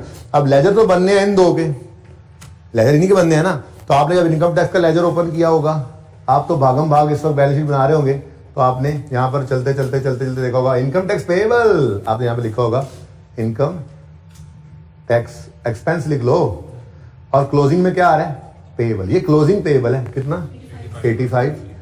अब अगर सवाल खामोश होता तो मजबूरन हमें इसको अज्यूम करना पड़ता ना, ओपनिंग खुद से कैसे अज्यूम कर सकते हैं, लेकिन सवाल खामोश है। सवाल ने कहा पिछले साल क्लोजिंग 31 दिसंबर 13 पर ओपनिंग ये कितना था 80, तो फिर ये हमारे साल का ओपनिंग बन गया 80। ठीक है ना, ऐसे सवाल जो बता दे उसको ओपनिंग क्लोजिंग है, वरना तो नहीं है फिर, जैसे वहां पे अज्यूम किया। ऐसे ही लॉन्ग टर्म डिपॉजिट है, यहां से आपने उठाया लॉन्ग टर्म डिपॉजिट 70 का, आपने कहा लो जी लॉन्ग टर्म डिपॉजिट है। लॉन्ग टर्म डिपॉजिट एसेट्स में है। लॉन्ग टर्म डिपॉजिट क्या होता है, आपने मिसाल के तौर पे मीटर लगवाया वापडा का, सिक्योरिटी जमा करवाई, तो कैश क्रेडिट होता है ना, कैश क्रेडिट, और ये डिपॉजिट आपका एक एसेट होता है, security deposit debit cash credit. जब मीटर खत्म करेंगे आप तो वो आपको डिपॉजिट वापस मिल जाएगा वापडा से, तो आपका एसेट ही है, नॉर्मली लॉन्ग टर्म होता है, ठीक है ना। तो इसलिए देखो साथ साथ ही आ गया long term non current assets के साथ ही। तो ये 70 का डिपॉजिट पड़ा है, लेकिन क्लोजिंग बैलेंस है, ये एसेट क्लोजिंग बैलेंस है। ये मैं थोड़ी सवाल पूरा नहीं कर रहा, सवाल वैसे तकरीबन हो ही गया पूरा देखो तो, लेकिन कर नहीं रहा पूरा, ये आप ट्राई करेंगे इंशाल्लाह, ओके।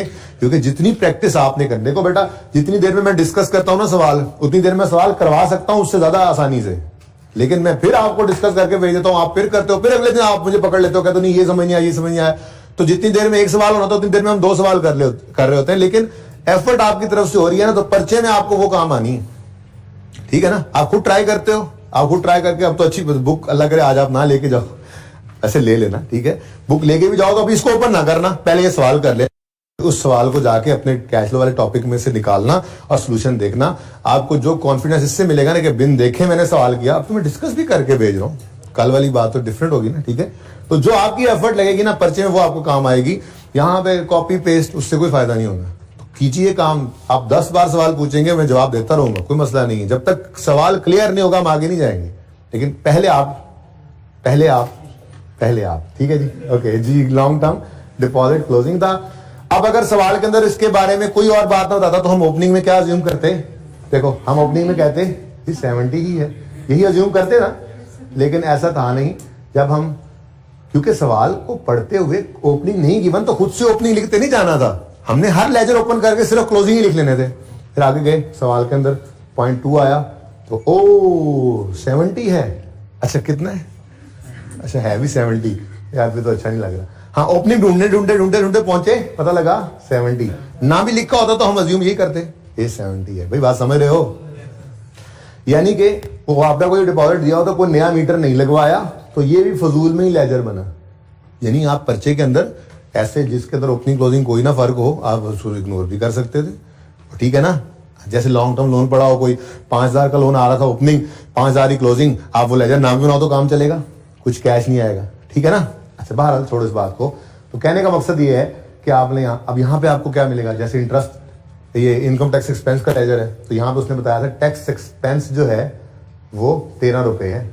क्या है जी, टैक्स एक्सपेंस क्या है, 13 रुपए। एक्सपेंस के लेजर में कैश आता है, एक्सपेंस डेबिट कैश क्रेडिट इस तरफ, और टैक्स एक्सपेंस इंटरेस्ट कहां से आ गया टैक्स में, यहाँ पे 13 आ जाएगा, तो ये बैलेंसिंग फिगर आ जाएगी। आप कैश फ्लो के अंदर यहाँ पे लिखते हो लेस टैक्स पेड, तो यहाँ पर वो फिगर आपकी आ जाएगी, और इस टैक्स एक्सपेंस को ऊपर ऐड बैक कर दोगे। क्या ख्याल है? और नहीं हम प्रॉफिट बिफोर टैक्स से शुरू किया हुआ है, टैक्स से माइनस नहीं हुआ हुआ कि ऊपर जाके ऐड बैक करते रहो, बताया भी था उस दिन, तुम्हें तो पता ही लगा क्या बात हो रही है। सवाल घर पे करोगे तो पता लगेगा भाई ये ऐसे कर रहे हो। जो क्या नाम है तुम्हारा? मुजाहिद हो तुम? किए थे सवाल? नहीं, तो फिर तुम्हें ऐसे ही लग रहा है ना, पता नहीं क्या बातें हो रही हैं। कर लो भाई, अभी भी टाइम है, कर लो, ठीक है। मैं ये कहते कहते आखिरी दिन पे ही ना पहुंच जाऊं, अभी भी टाइम है, अभी भी टाइम है, अभी भी टाइम है, तो अभी टाइम है, थोड़े दिन बाद नहीं रहेगा फिर जी। कुछ आइडिया हुआ? अच्छा भाई, अब ऐसे ही देखो, ऐसे ही किसी एसेट के बारे में कोई बात नहीं बताई हुई थी, तो यही क्लोजिंग कॉस्ट, बिल्डिंग की ओपनिंग कॉस्ट भी अज्यूम करेंगे, और 500 क्लोजिंग की डिडक्शन है, ओपनिंग ये नहीं अज्यूम करेंगे, क्योंकि इस साल की डिडक्शन तो चार्ज होकर ही क्लोजिंग बनी होगी ना, और वो 1000 ओपनिंग अज्यूम किया, उसके ऊपर आप रेट लगाकर डिडक्शन निकाल लेंगे। ऐसे ही मशीनरी के साथ भी करेंगे आप, ठीक है ना, मशीनरी कॉस्ट और इसकी डिडक्शन के साथ भी। लॉन्ग टर्म डिपॉजिट तो हो गया, बाकी तो ये वैसे ही ओपनिंग क्लोजिंग। कहीं नहीं बेटा, कुछ है ही नहीं, कोई कैश फ्लो आया नहीं, अगर आता तो इन्वेस्टिंग एक्टिविटी में जाता। आगे के लिए सुन लो, अगर कोई कैश आ जाता तो भाई क्या है, इन्वेस्टमेंट ही की है, एक तरह की इन्वेस्टिंग एक्टिविटी हो गई ना, ठीक है। पैसे हमने मीटर लगवा के पैसे जमा करा दिए ना, तो ये ऑपरेटिंग एक्टिविटी है ना फाइनेंसिंग एक्टिविटी है, तो फिर इन्वेस्टिंग ही है ना, उसमें लेके जाएंगे। अच्छा, ये opening closing, opening closing, opening closing, यहां से आपने फर्क निकालना था इन तीनों का, वो उसके लिए वर्किंग कैपिटल के लिए, ठीक है ना, सही है।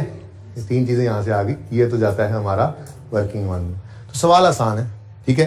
कैपिटल भी आपने उसने 1000 दिया, कोई बात नहीं बताई उसने कि कोई नए कैश शेयर्स इशू किए हैं या कोई राइट इशू किया या कोई बोनस इशू किया, तो फिर ठीक है, ये क्लोजिंग है, यही ओपनिंग है।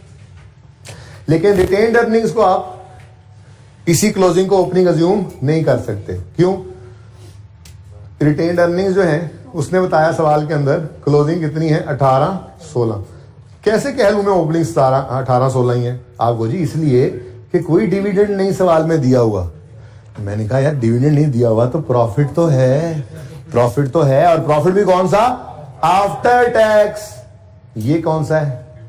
Before tax. तो पीबीटी माइनस टैक्स यहां पर शो करते हैं 275 माइनस 13, और कैश फ्लो का स्टार्ट होगा 275 से। यहां पे क्या आ गया?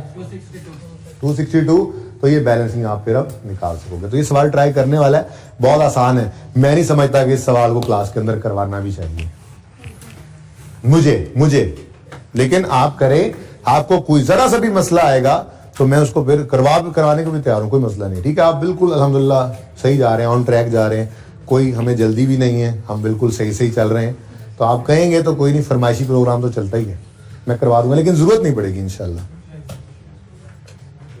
अगर आपकी इजाजत हो तो मैं ये मिटा दूं, क्योंकि ये आप लोगों ने तस्वीरें नहीं बनानी, ये आप लोगों ने ट्राई करना है, ठीक है ना। सोल्यूशन अब मिल जाएगा, बुक्स आज लेके जाना। कोई कंफर्म कर दे मुझे, बुक्स का आ चुकी हुई है, चल लेके जाइएगा। अच्छा जी, उसके बाद ये अगला सवाल था नादिर लिमिटेड।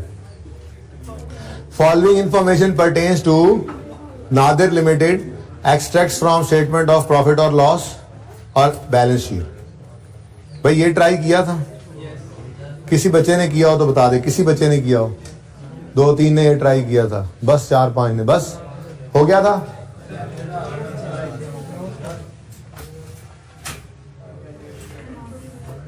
रीवैल्यूएशन का मसला है वो तो, हाँ।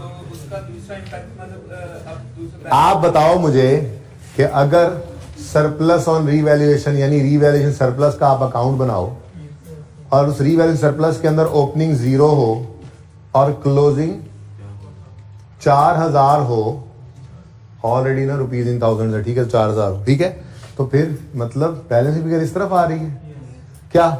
रीवैल्यू सरप्लस क्रेडिट हो रहा है तो कैश डेबिट हो रहे हैं, पैसे आ गए। नहीं भाई, रीवैल्यू सरप्लस आया करता था जिसकी एंट्री होती थी, यहाँ पे क्या है? पीपीई है, पीपीई डेबिट। तो ये जो बैलेंसिंग निकला है, ये आपने जो पीपीई का लेजर बनाना है ना, यहां से ओपनिंग कितना है? 15,800, closing 21,400। PPE brought down 15,800, carry down 21,400। तो ये एंट्री यहां पर पड़ेगी 4000 से रीवैल्यूएशन सरप्लस, वर्किंग नंबर जो भी हो, इस रेफरेंस दे देना इसका, ठीक है ना। यहाँ पे अब सवाल ये पैदा होता है कि ये यहाँ पे क्यों लिखा, एक और सवाल पैदा होता है। पहले ये सवाल तो कर ले, अगर यहाँ पे ना लिखते ना इसको, तो जब बैलेंस फिगर निकलती तो ये 4000 एडिशन समझ लेते आप, जबकि ये एडिशन नहीं हुआ, कैश आउटफ्लो नहीं हुआ, पड़े पड़े एसेट महंगा हुआ है, ठीक है। ये बात समझ आती है? चलो, दूसरी बात सवाल ये पैदा होता है दूसरा कि रीवैल्यूएशन सरप्लस अरोज हुआ, कुछ ट्रांसफर नहीं हुआ, तो भाई सवाल खामोश है ना। हो सकता है साल के एंड पे रीवैल्यूएशन हुई हो, वरना ट्रांसफर की भी फिगर आती। जैसे 13वां सवाल हमने ये क्वालिटी एंटरप्राइज जो किया था, क्वालिटी किया था ना, वो जिसके अंदर बैलेंस फिगर बाद में निकल आई थी, तो ऐसे फिगर निकल आएगी अगर ऐसा कोई मामला होगा ट्रांसफर का। तो लेकिन यहाँ पे तो नहीं निकला था, यहाँ पे तो बैलेंस फिगर इस तरफ आ रही है। नॉर्मल असम्पशन क्या है कि रीवैल्यूएशन सरप्लस का अकाउंट बढ़ रहा है, मतलब सरप्लस इस साल रोज हुआ है, और कुछ ट्रांसफर नहीं होता नजर आ रहा, क्योंकि ये 0 था, ये 4000 सारे के सारे उधर जा रहा है ना, कुछ ट्रांसफर होता नजर नहीं आ रहा। रिटेन अर्निंग्स का भी आपने लेजर बनाया होगा, उसमें से भी नहीं होगा, ठीक है। तो इसका मतलब क्या है? फिर मैं ये सवाल करवा ही देता हूँ, कोई नहीं, इतनी देर लगनी, 5 मिनट का सवाल नहीं है, ठीक है। वैसे कोई सवाल इसके अलावा कोई इसमें?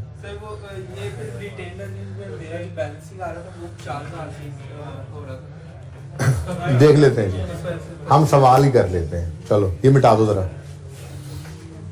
मेरा दिल था वैसे करेक्शन ऑफ एरर को फिट कर लेते इसके अंदर, लेकिन थोड़ा नहीं दिल थे नहीं। आज कितना लेक्चर है वैसे हमारा कैश फ्लो का, और जान दे दूसरा चौथा लेक्चर है आज, वो अपना बता रहे हैं।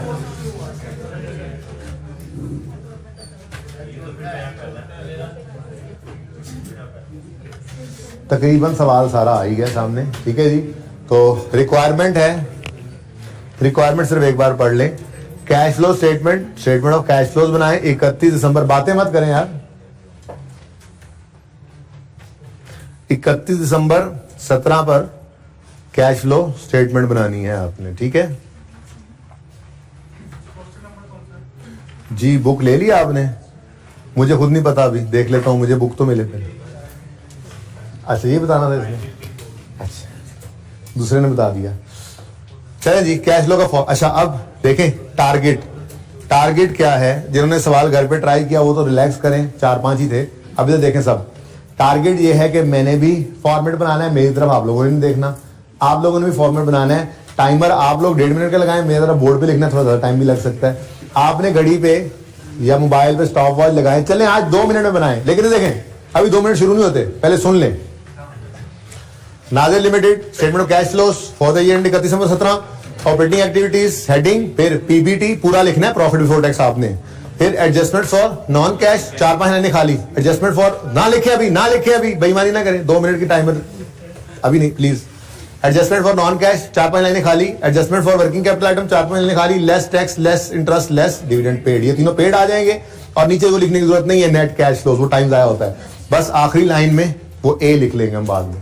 फिर अगली हेडिंग, अगले समय पे नया सबक बोलेंगे, इन्वेस्टिंग एक्टिविटीज 8-10 लाइनें खाली जोड़ दें, फिर फाइनेंसिंग एक्टिविटी 5-6 लाइनें इसके लिए खाली छोड़कर आप नीचे 2 लाइनें लिख सकते हैं, टोटल्स के बाद भी लिख सकते हैं, ठीक है। हम नेट कैश फ्लोज लिख लेंगे और उसके ऊपर लिखेंगे, उसके आगे लिखेंगे plus opening cash and cash equivalent, और क्लोजिंग आ जाएगा। फिर वर्किंग 1 के अंदर आपने सिर्फ ये लिख देना है कैश एंड कैश इक्विवेलेंट, और इतना फॉरवर्ड बनाना है 2 मिनट के अंदर, ठीक है। शुरू हो जाएगा।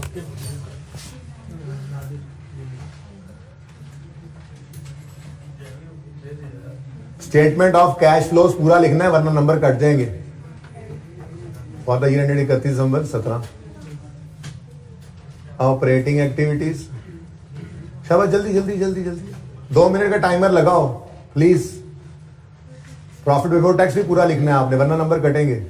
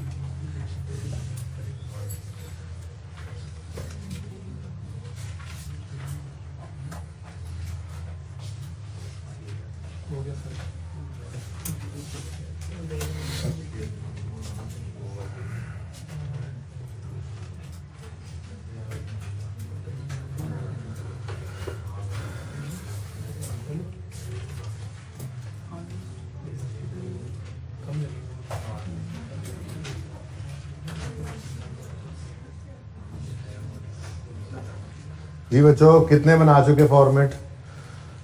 अभी भी कुछ रहते हैं? अस्तगफिरुल्लाह, अल्लाह माफ़ी, अल्लाह माफ़ी। फॉर्मेट नहीं बन रहा इनसे। FAR1 का पर्चा देने जा रहे हैं, देने ही जा रहे हैं बेटा, महीने 1.5 में, 2 में, 3 में, कभी तो जाएंगे ही अगली दफ़ा।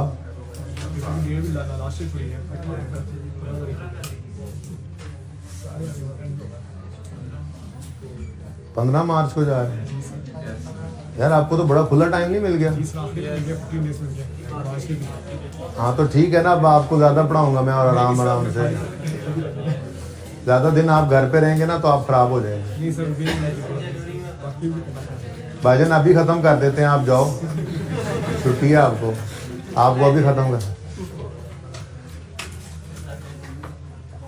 सर ये तो अच्छा हो गया यार, मुझे इंट्रो प्लस R1 की बहुत ज़्यादा टेंशन थी। हाँ अच्छा, यकीन मानो आपने इंट्रो पास कर लिया है। आपका जो लेवल है, एटलीस्ट पढ़ तो लिया है, आपका लेवल और है।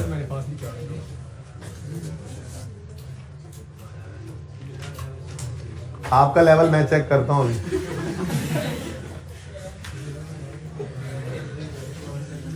आहिस्ता से बोलते हो ना, उस्ताद को सुनाई देता है, बस कहता कुछ नहीं है।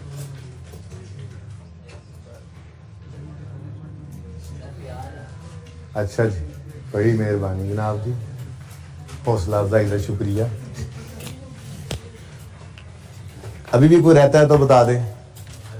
चलें अब भाई ये देखो, तो 20 मिनट में ये सवाल करना है। अब ठीक है, आपने आज करेक्शन ऑफ एरर को बुनियाद नहीं डालने दी करेक्शन ऑफ एरर की, तो ठीक है, आप क्वेश्चन बैंक के 2 सवाल आप होमवर्क में जाएंगे नए, ठीक है, क्योंकि ये मैं करवा रहा हूँ। XYZ वाला सवाल आपका 15 मिनट का सवाल नहीं है, वो आप ऐसे फटका देंगे तो आप बोर हो जाएंगे। इसलिए मैं आपको क्वेश्चन बैंक के 2 सवाल होमवर्क में दूंगा आज, ठीक है। शुरू करें जी, चलो। शेयर कैपिटल लेजर बनेगा, वर्किंग 1 मैंने cash and cash equivalent ledger बना दी, जगह बचा ली। बताओ जी, शेयर कैपिटल जी, ओपनिंग 10,000 थाउजेंड में है, क्लोजिंग 12,400। एक बार ऊपर लिख लोगे ना रुपीज इन थाउजेंड, बस वर्किंग में फिर लिखने की जरूरत नहीं होती।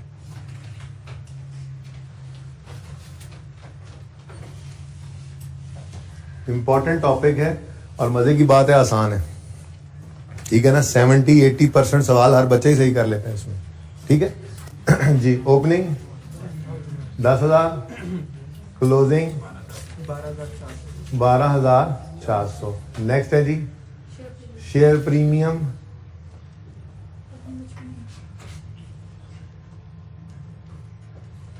शेयर प्रीमियम कितना है जी? ओपनिंग 0 है, क्लोजिंग 1400। ये इसी दफा पे लगता है कोई नए शेयर्स इशू हुए हैं, राइट शेयर, और वो भी शायद प्रीमियम पे हुए हैं, कुछ ऐसा हुआ होगा। फिर क्या है जी? रिटेन्ड अर्निंग्स का लेजर बना लें, ओपनिंग बता दें 12,440, क्लोजिंग 13,450। उसके बाद जी रीवैल्यूएशन सरप्लस है। सरप्लस क्या होता है? रीवैल्यूएशन सरप्लस पूरा नाम लें, डेथ पड़ती है जी। Opening 0, closing 4,000। नेक्स्ट क्या है? भी इधर ही बना देते हैं मेरे ख्याल से, तो लॉन्ग टर्म लोन है, ओपनिंग 5,000, क्लोजिंग 4100।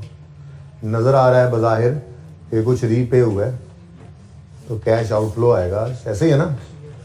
आई होगा घर पे कैश आउटफ्लो जी। उसके बाद क्या है आप ही बताते जाएं सवाल। अब क्योंकि बच्चे जो ऑनलाइन वाले हैं उन तक तो बुक पहुंच ही जाएगी ये जब तक लेक्चर पहुंचेगा, ठीक है। नहीं तो हैंड आउट ऑलरेडी अपलोडेड है, तो हैंड आउट सामने उनके सवाल से चीजें उठाकर लिखते जा रहे हैं जी। उसके बाद क्या है?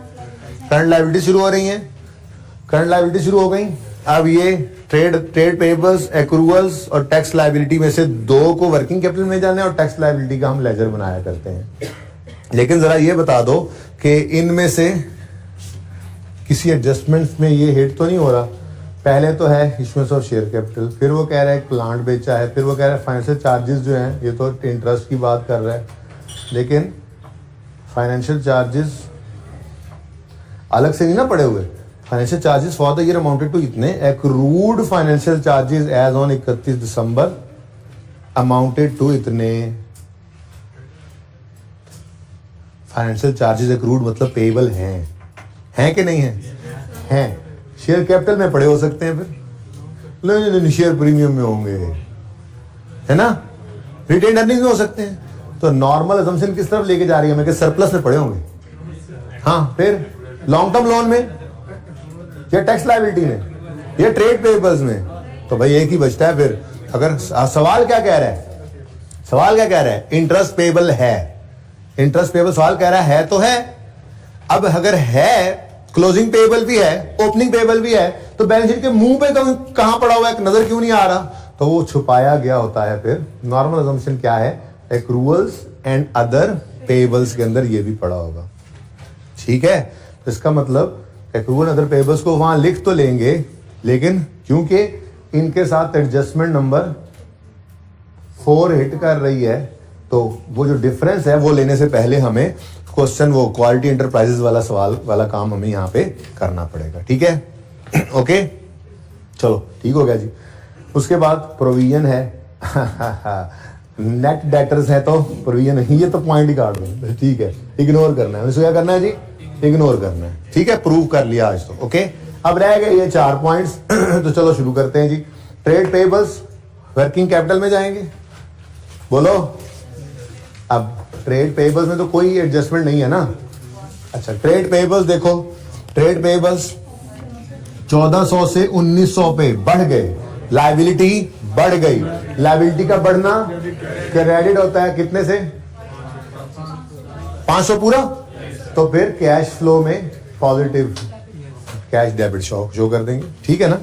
मुफ्त के नंबर हैं ये, बस याद कर लिया हमने, अब कभी गलती भी नहीं होती और रूल शूल भी याद करने की जरूरत, जहमत भी नहीं करते। अब हम नेक्स्ट क्या है, एक्रूअल्स एंड अदर पेबल्स को चेंज करने से पहले जरा वर्किंग में ले आए, फिर आगे कहें आ तेरे जिन गड्ढा, ठीक है। एक्रूअल्स एंड अदर पेबल्स के लिए ये आप ये वर्किंग, मैंने आपको कहा था कि ये 2-3 बार आपको नजर आएगी कैश फ्लो के टॉपिक में। जो क्वालिटी एंटरप्राइज का सवाल था ना, बड़ा इंपॉर्टेंट सवाल था, ठीक है ना। तो उसको, उसकी आप एडजस्टमेंट्स को अक्सर देखेंगे यूज होते हुए, ठीक है। तो एज पर क्वेश्चन क्लोजिंग भी है जी और ओपनिंग भी है जी। क्वेश्चन में 660 और 680 है, 660 680, ठीक है जी। इसमें से लेस कर देंगे हम कोई चीज, और फिर जो फिगर नेट आएगी ना, उस नेट फिगर को इंशाल्लाह हम चेंज में यूज कर लेंगे, ठीक है ना। और वर्किंग 7 में उसी चीज का लेजर बनेगा, यानी वो चीज क्या है, एडजस्टमेंट 4 पढ़ा के आया हूं आपको वैसे तो इंटरेस्ट, लेकिन मैं ये चाह रहा हूं कि फिलहाल उस तरफ ना जाए, एडजस्टमेंट की तरफ हम सारा सवाल एक बार पोस्ट कर डालें, ठीक है ना, सही है। चल बहरहाल नेक्स्ट क्या है जी, टैक्स लायबिलिटी। फिर टैक्स का भी हम लेजर बनाया करते हैं, आपको पता है, टैक्स का भी लेजर बना लेते हैं, लेकिन लिखेंगे एक्सपेंस। लायबिलिटी है, ओपनिंग कितनी लायबिलिटी है, क्लोजिंग कितनी है, ओपनिंग 500 है, क्लोजिंग 650 है, ठीक हो गया जी। सारी साइड हो गई, कोई चीज हमने छोड़ी नहीं है यहाँ पे, सब कुछ उठाकर ले गए सवाल के अंदर। हाँ, इसके अंदर एडजस्टमेंट थी तो इसको भी फिगर्स को लिख लिया ताकि ये मिस ना हो हमसे बाद में, ठीक है, क्लियर। नेक्स्ट पीपीई, वो तो अच्छा भला बनाया भी था इधर यार, चलो फिर बना लेते हैं। प्रॉपर्टी प्लांट एंड इक्विपमेंट, क्योंकि नेट है तो हम भी नेट पर ही बना लेंगे। ओपनिंग बता दो, 15,800 और क्लोजिंग 21,400। डिस्पोजल भी है, डेप्रिसिएशन भी आनी है, चलो 21,400, ठीक है जी। नेक्स्ट क्या है, स्टॉक इन ट्रेड है, कोई एडजस्टमेंट नहीं है स्टॉक की, सवाल को गो थ्रू कर लिया हमने, तो 57 से 56 पे आ गया स्टॉक, शॉर्ट बोल लेते हैं ना, 57 से 56 पे आ गया। इन्वेंट्री या स्टॉक जो भी है, इन्वेंट्री लिखा हुआ है, स्टॉक इन ट्रेड है तो यहीं भी यहाँ भी वही लिखा करो, ठीक है ना। ये पर्चे के अंदर ध्यान रख लेना, वही फिगर लिख वही लफ्ज लिख दिया करना, ठीक है। हाँ जी 57 से 56 पे आ गए, कम हुआ है। स्टॉक क्या है? एसेट का कम होना, क्रेडिट दूसरा इम्पैक्ट कैश पे डेबिट 150 से, ठीक हो गया। Next trade receivables already net हैं, प्रोविजन को हमने इग्नोर किया और नेट डेटर्स को ले जाते हैं, प्रूव कर चुके हैं हम। ग्रॉस को लेकर जाएं तो प्रोविजन फिर निकालनी पड़ेगी, रिवर्स वर्किंग करोगे, नेट डेटर से ग्रॉस डेटर्स निकालोगे, प्रोविजन निकालोगे, फिर प्रोविजन को अलग लोगे, ग्रॉस को अलग लोगे। क्या आप पागल हो? बात समझे हो? नेट डेटर्स ही लो भाई, जब फर्क कोई नहीं पड़ता। ये बात समझे हो? यहां पे नेट गिवन है, नीचे सिर्फ परसेंटेज गिवन है। अगर आपको नहीं मैंने तो ग्रॉस अलग और प्रोविजन अलग रखना है, तो फिर इस नेट को रखोगे, वो वर्किंग जो एंड पे करवाई थी, ऊपर से प्रोविजन अलग निकालोगे, फिर डेटर्स को ग्रॉस करोगे, ग्रॉस डेटर्स को अलग लेकर जाओगे वर्किंग कैपिटल में, प्रोविजन को अलग लेकर जाओगे नॉन कैश में। क्या जरूरत है? नेट डेटर्स को पकड़ो, जो काम सिखाया था आंसर तो सेम ही आता है, ठीक है ना। तो फिर नेट डेटर्स का चेंज लो, 4 से 6 पे बढ़ गए, 4 से 6 पे चले गए ना। तो डेटर्स लिखा हुआ है, ट्रेड रिसीवेबल्स डेटर्स को ही कहते हैं जी। बढ़ रहे हैं तो एसेट बढ़े तो डेबिट, दूसरा इम्पैक्ट कैश को क्रेडिट। कितने से? 2-3। यानी मैं खुश हो रहा सी कि पॉजिटिव कैश फ्लोज आ रहे हैं। जब नेगेटिव आया है तो उसने तो तसल्ली करा दिया एक ही बार।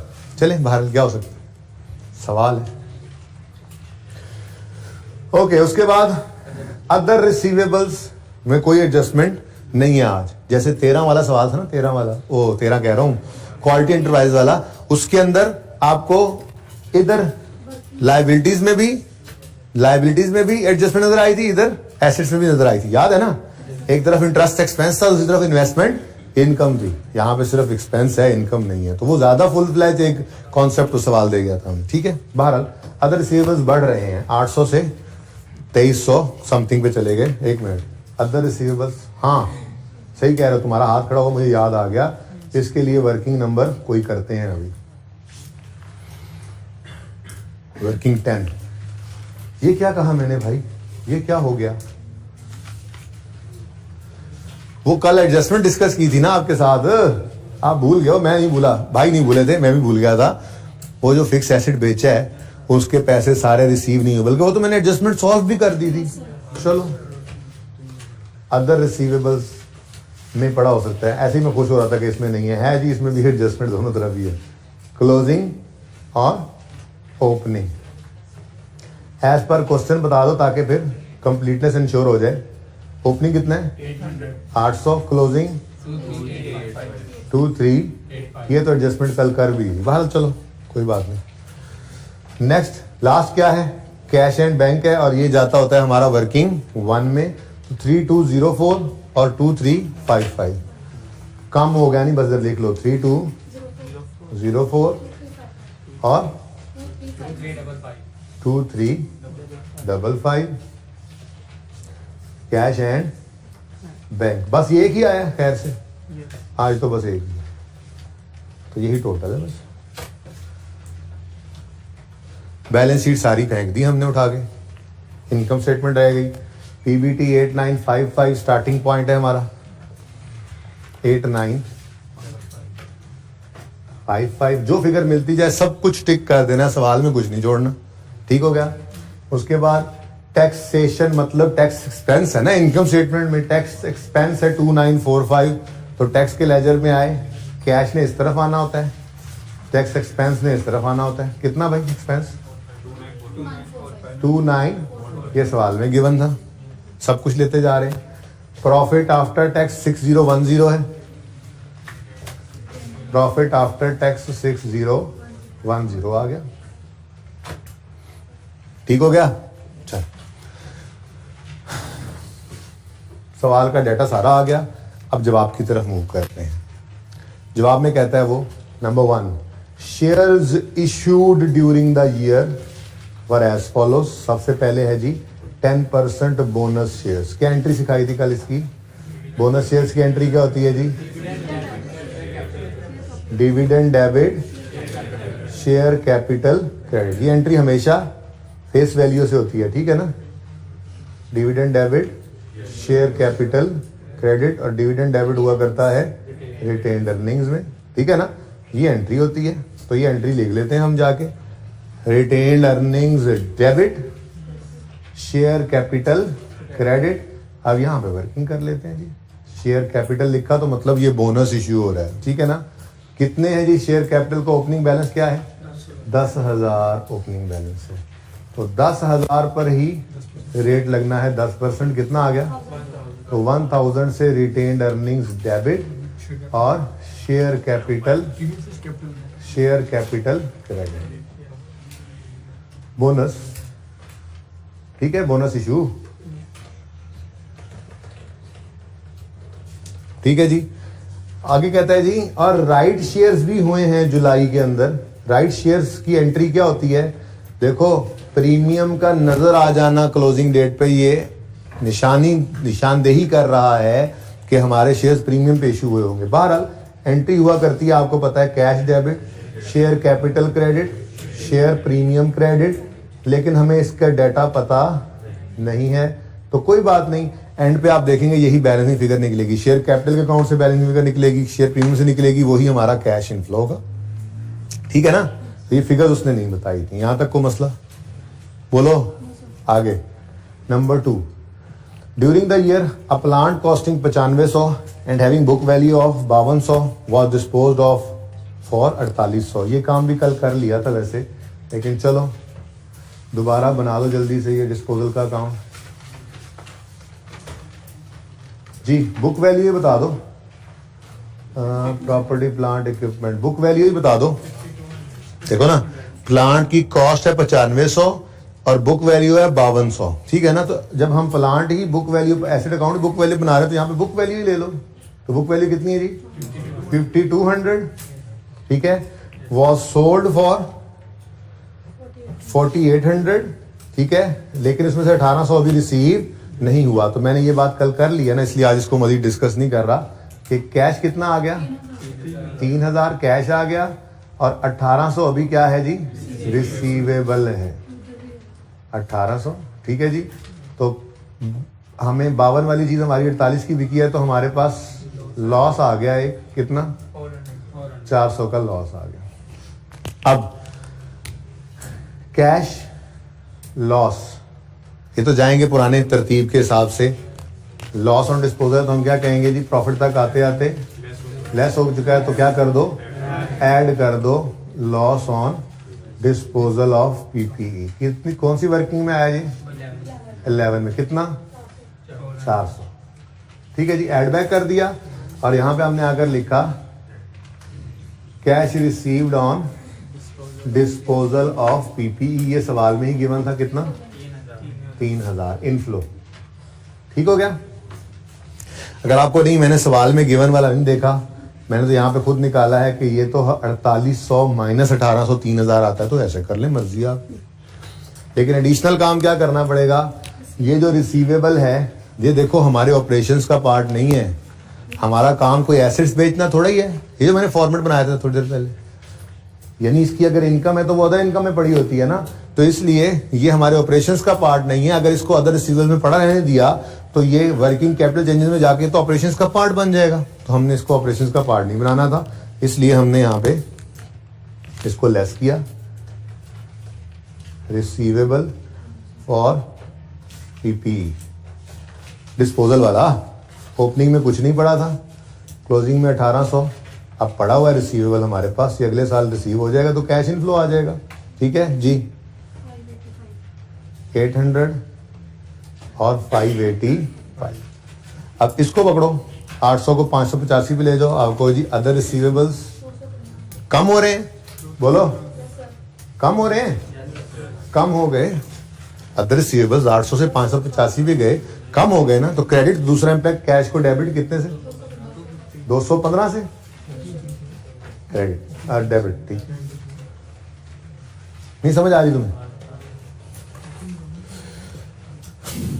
ओके, थर्ड एडजस्टमेंट है, depreciation for the year amounted to 7350। सुकून डेप्रीसिएशन 7350। यहां पे भी इसकी एडजस्टमेंट कर डालो, प्रॉफिट तक आते आते लेस हो चुकी है डेप्शन, इसको ऐड बैक कर दो 2 3 कितना सॉरी 7 3 तो ये मुफ्त के नंबर लेते जाओ साथ साथ। आसान था सवाल में कोई टेक्निकल बात नहीं थी खास जी। ये देखो आगे भी उसने सब कुछ बनाया दिया हुआ है आपको। कह रहे financial charges for the year, expense की बात हो रही है 11 ये क्या है जी, financial charges for the year, expense है, इंटरेस्ट एक्सपेंस है।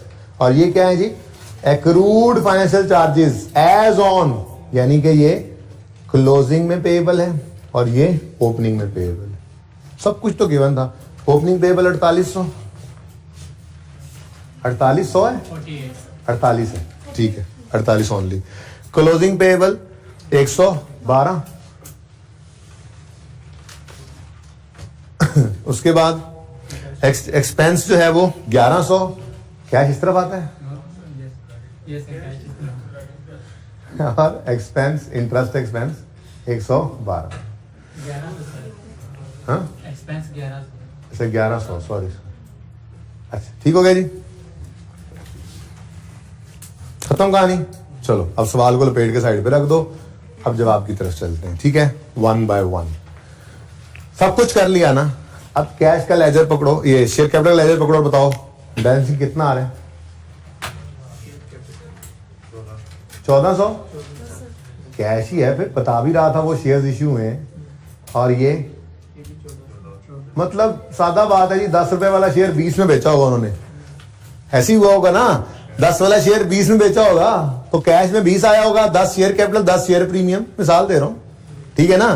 तो ये दोनों ही यहां पर फाइनेंसिंग एक्टिविटी में यहां पर आके लिखोगे ना, फ्रेश कैपिटल इन्वेस्टेड में, तो ब्रैकेट के अंदर 1400 जमा 1400 इकट्ठा ही लिख दो यहां पर।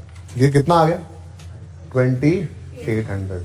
वर्किंग का रेफरेंस देना है तो दो कि ये वर्किंग नंबर 1 है, नहीं अच्छा ये गड़बड़ होगी थोड़ी सी, इसको वर्किंग 1 कहना। चलो अब इसको आखिरी वाला नाम, इसको वर्किंग 0 कह दें, ठीक है ना, वो 1 में इसको लगा गया, ठीक है। तो वर्किंग 1 और वर्किंग 2 1.1 तुम करो। अच्छा कर लो ना, आपको कोई आखिरी नंबर दे दो, खैर है कुछ नहीं होता। सही है भाई, ये डन, ये दोनों हो गए। ओके, रिटेन्ड अर्निंग्स के अंदर बैलेंस फिर किस तरफ आ रही है बताओ। हाँ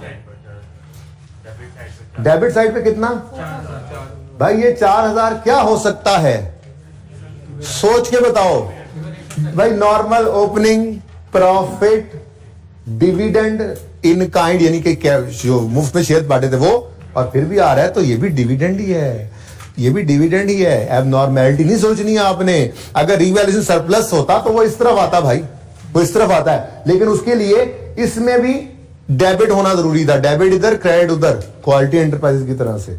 तो नॉर्मल चीज है भाई, डिविडेंड है। क्या है डिविडेंड।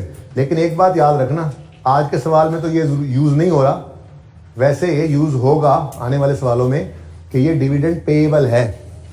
अब एक लेजर जो आज जरूरत नहीं है, क्यों नहीं जरूरत, इधर देखो,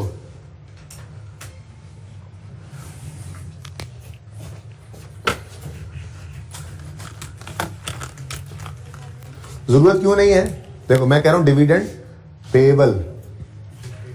जैसे मैंने आपको सिखाया था, अगर सवाल में ओपनिंग पेएबल और क्लोजिंग पेएबल होता तो इस फिगर को इधर लेकर आते, लेकिन ला रहा हूं, आज भी ला रहा हूं, ठीक है ना। मैं लेके आ रहा हूं, एंट्री हुई retained earnings debit, dividend payable credit, retained earnings से ही आया है जी, ठीक है। अब अगर ये 4000 है और क्लोजिंग 0 है तो बैलेंसिंग इस तरफ आ रहा है 4000, मतलब ये कैश पेड है। अब जिन सवालों के अंदर ना डिविडेंड पेएबल ओपनिंग क्लोजिंग आ रहा होगा ना, उन सवालों में ये फिगर डिफरेंट हुआ करेगी, ये फिगर डिफरेंट हुआ करेगी ओपनिंग क्लोजिंग की एडजस्टमेंट की वजह से। आज नहीं है लेकिन हमने तैयारी कर ली ज़हनी तौर पे, तो ये 4000 यहां पर आ जाएगा डिविडेंड पेड। तो आज जो डिविडेंड डिक्लेयर हुआ था वही डिविडेंड पेड भी हो गया। वैसे मैं आज जबरदस्ती इसको वर्किंग नंबर 12 का रेफरेंस दे रहा हूं, वैसे वर्किंग 12 में जाने की जरूरत नहीं थी इसको, ये वर्किंग नंबर 3 से ही रेफर हो रहा था। बहरहाल मैंने आपको एक तरतीब सिखा दी, वर्किंग 12, ठीक है। ये 4000 था भाई, ओके हो गया। उसके बाद सरप्लस 4000 इस तरफ बैलेंसिंग आ रहा है, सरप्लस आया है जी नया, तो ये 4000 PP debit, revaluation, surplus credit, यही एंट्री होती है। अब बोलो ये खत्म, कितना आ रहा है? 900 इस तरफ आ रहा है, तो ये कैश पे होगा, यानी ये लोन रीपे किया है तभी इस तरफ पैसे आए ना, और तो कुछ नहीं हो सकता। क्या ख्याल है? नॉर्मल, तो लोन रीपेड, सॉरी ब्लू से आ गया, वर्किंग 5, 900 नेगेटिव, भूल ना जाओ इधर से कैलकुलेशन करते हुए, ये ब्लैक ही कर देता हूं, 900 रीपेड है ना, लोन रीपेड, कैश आउटफ्लो, ठीक है। ओके जी, ये देखो भाई, ये 48 और ये 112 इसमें पड़ा हुआ है, 48 और 112, एडजस्टमेंट बताओ। 612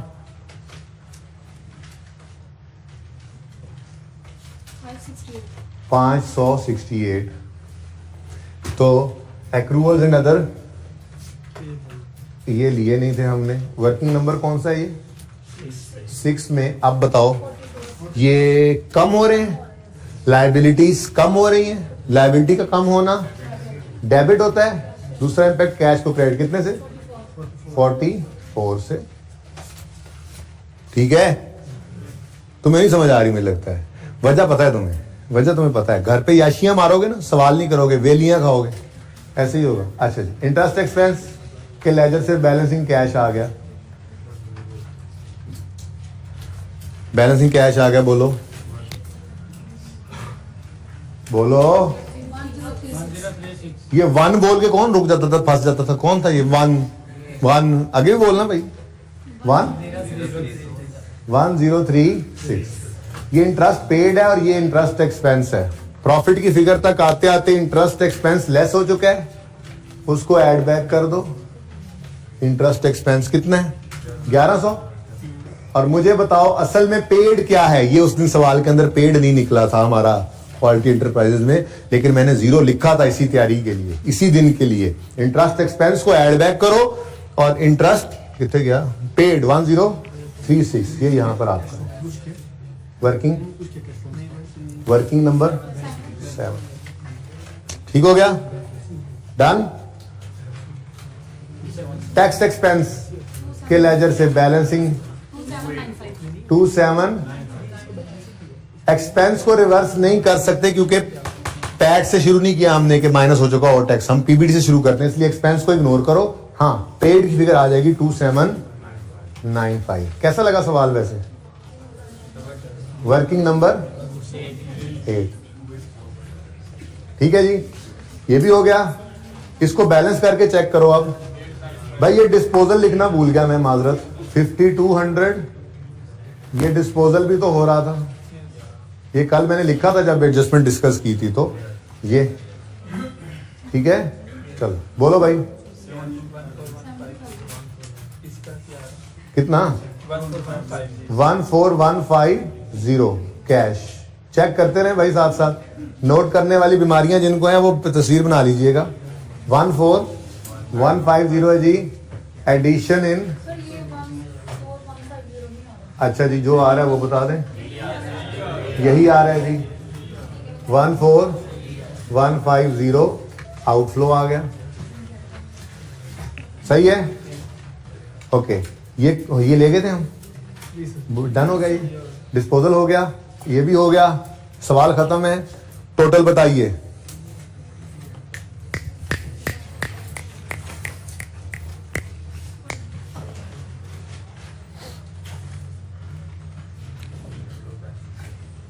ये बंद करो, हर चीज पैक करो।